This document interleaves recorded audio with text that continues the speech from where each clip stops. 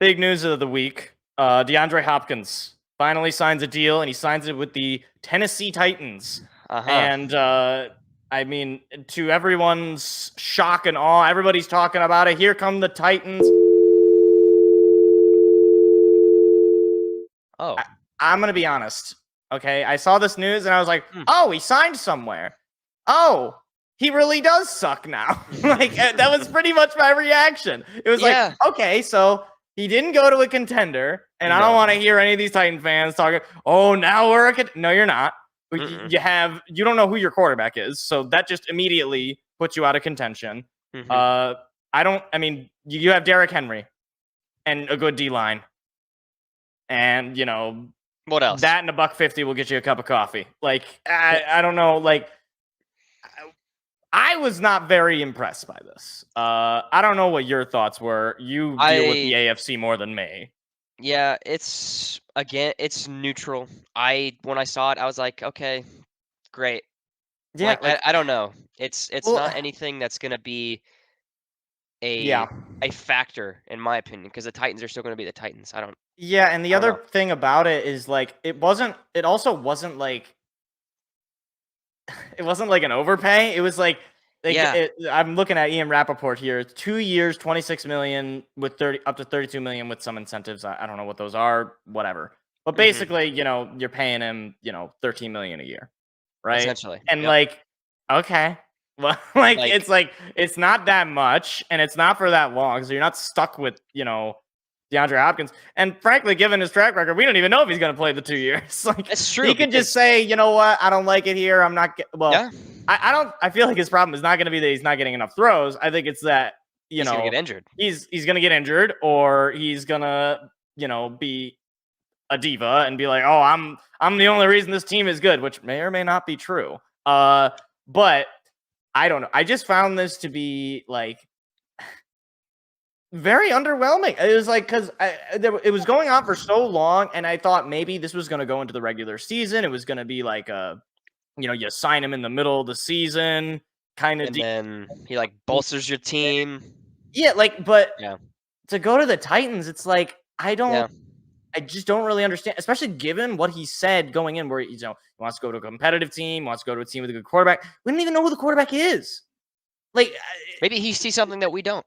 Is it Will Levis? Maybe he wants to play with Will Levis. The guy they drafted out of Liberty.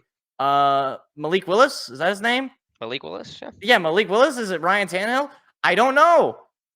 Their offense is built around Derrick Henry, and they went and signed a 31-year-old wide receiver who hasn't had an all-pro season in like 3 years. Like, I don't know. Maybe he is going to be wide receiver 1. And then it's like you compound this move with them trading AJ Brown the year before. I know. Like, why didn't you just sign AJ Brown if you were if you thought, oh man, we're gonna need a wide receiver, let's go sign D-Hop. It's like you had D-Hop at home. Like you didn't need to do that. Yeah. And now you're just sort of in this weird neutral state where the problem, I think, for the Titans, they're in a division where they could realistically win it, assuming the Jaguars are not just a total powerhouse, which I happen to believe they could be. Yeah. But assuming the Jaguars are around where they were last year, like say Trevor Lawrence struggles like he did at the beginning of last year, and he just doesn't really able to get it done, then you're sitting in a division where it's pretty much anyone's win, because the Colts are not going to win it. The Texans are probably not going to win it. No. So it's pretty much you or the Jaguars. And if you both suck, then it's going to look a lot like last year, where a 9-8 team wins the division and hosts a playoff game. Yeah. I don't. That's not good if your plan is you want to rebuild, right? Or you want to try to figure out. Yeah. Your hole at this point is quarterback. And I think maybe they put 100%. A lot of stock into Will Levis, but we'll see, I suppose, about Will Levis. But this DeAndre Hopkins thing, I didn't.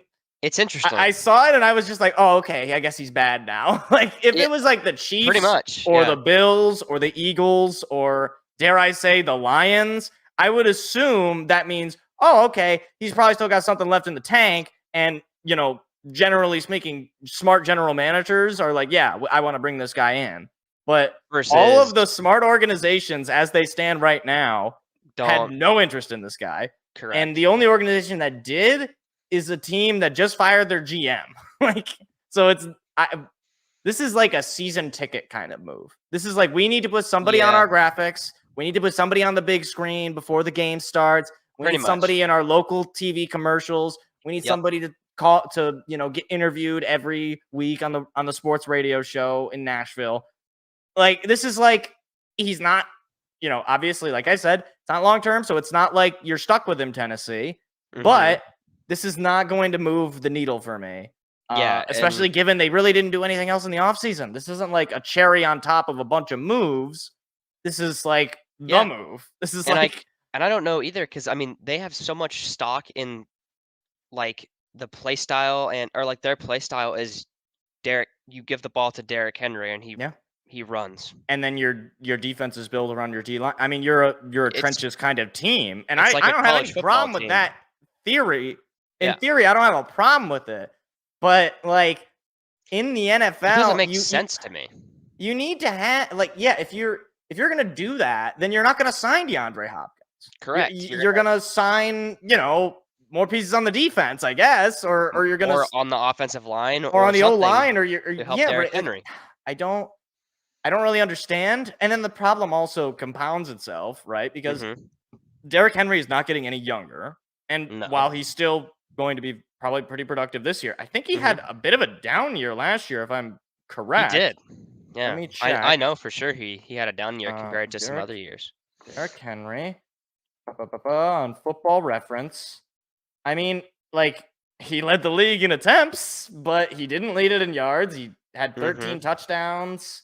He was about oh wow, that's not very good at all. He was about 4. Well, actually, that's pretty good. He's about 4.5 yards per attempt. Close to 100 yards a game, which is good. I mean, he finished. He was voted. He was Pro Bowler.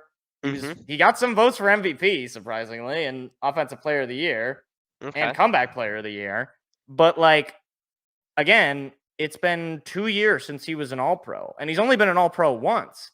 Yeah, and he's coming on to age 29. And look, I hate to say it, but running backs typically don't get past 29 or 30. Like, usually once you're at that point, you become Adrian Peterson the later years, where he plays for the Lions. Did you know he played for the Lions? I did know that, yes. Yeah, he played 1 year. Yeah. I remember there was one run that Adrian Peterson had in it was like week 1 or something. I was like, oh, did we get a steal? Adrian is like, did we steal this? And then he just died. They were like, you know what? We're gonna start using DeAndre Swift. That's how long ago that was. That was when DeAndre Swift was like a rookie. Wow. Yeah. As it turns out, Matt Patricia, not a very good coach. Not very good at this whole coaching business. Don't tell Bill Belichick though. Don't tell him. No. It's a secret.